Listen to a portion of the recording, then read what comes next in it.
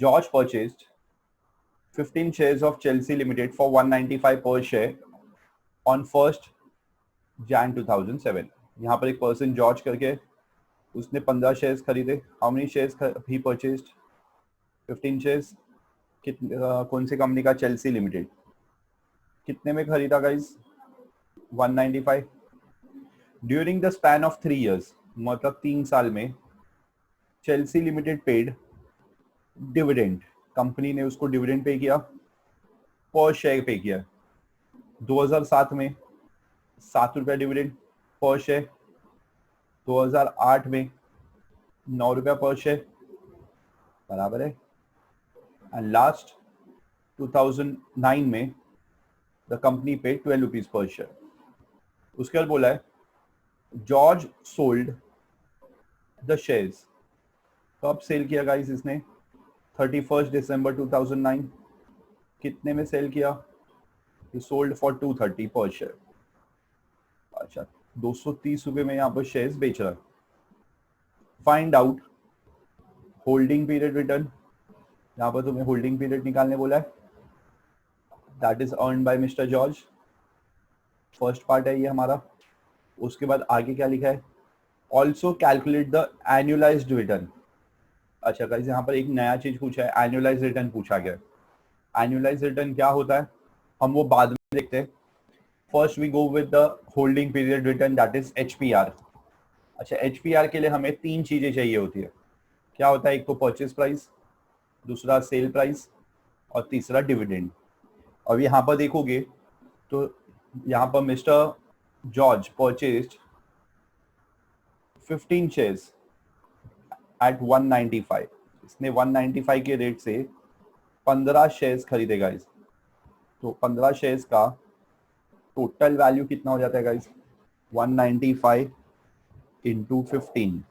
So the value is ₹2925.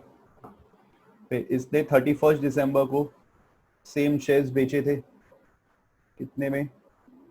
बराबर है 230. सो 230 into 15 shares. तो यहाँ पर उसका टोटल सेल वैल्यू क्या हो गया guys? The sale value is rupees, when you multiply 15 into 230, so ये आंसर इज 3450. अभी यहाँ पर इसको कंपनी ने डिविडेंड पे किया था, बराबर है. The company paid dividend in a span of 3 years. ठीक है, यहाँ पर ध्यान दो. अभी डिविडेंड कैसे कैलकुलेट होगा? सी, 2007 the company paid 7 rupees dividend, बराबर है. कंपनी ने 7 रुपया डिविडेंड दिया था. तो यहाँ पर हमारा डिविडेंड 2007 का 105 आएगा, बराबर है. 2008 the company paid 9 rupees dividend per share. 9 into 15, सो कितना होता है गाइस? 15 9 जा 135. एंड लास्ट 2009 में the company paid 12 rupees dividend. तो 12 रुपीज के हिसाब से 15 शेयर पे 15 12 जा 180.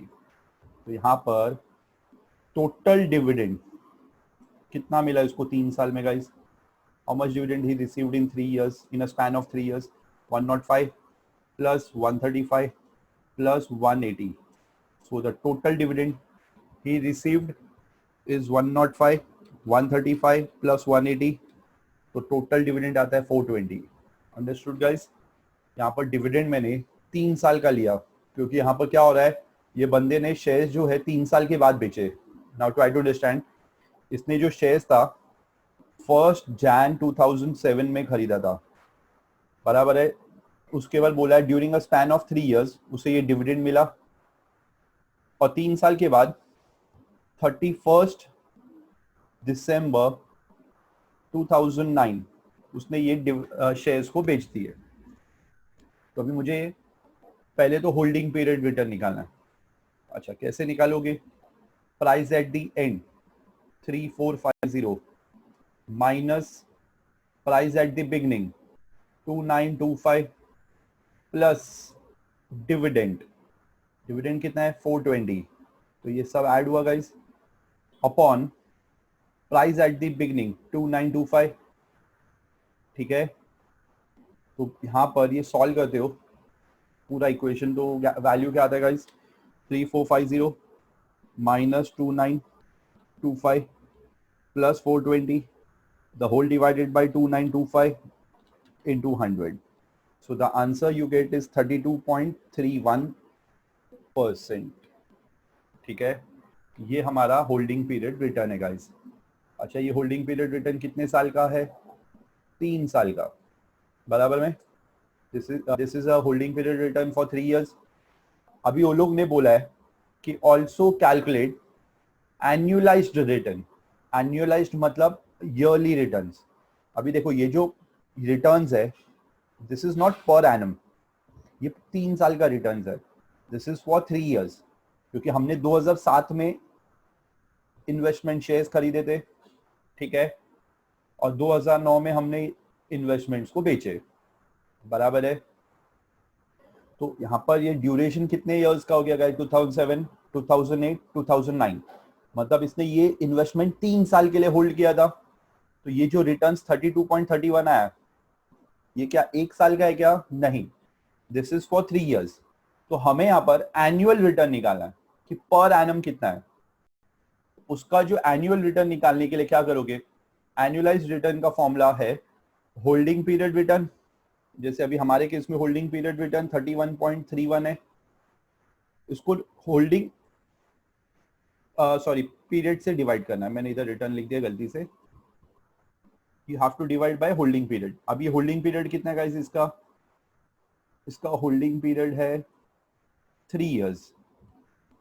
तो 3 years से जब तुम डिवाइड करोगे, ठीक है, when you divide this by 3 years, so you get 32.31 guys, divide this by 3, देखो जरा कितना आता है। 32.31 divide by 3, the answer is 10.77%। अच्छा, इसके आगे मैं एक वर्ड यूज कर रहा हूँ पर एनम, PA लिखा है, मतलब ये मेरा एनुअल रिटर्न है, ठीक है। अब बहुत लोग बोलेंगे सर आपने एनुअलाइज रिटर्न लास्ट लेक्चर में जो सम्स कराए थे उसमें क्यों नहीं सिखाया? गाइस उसमें क्या होता, सेम ईयर में इन्वेस्टमेंट्स बिक रहे थे। If you refer question number 1, miss Manisha purchase shares on 1st Jan 2009 and she sold the shares on 31st December 2009, in the same year she sold it। so वहां पर returns already annually था, बराबर है।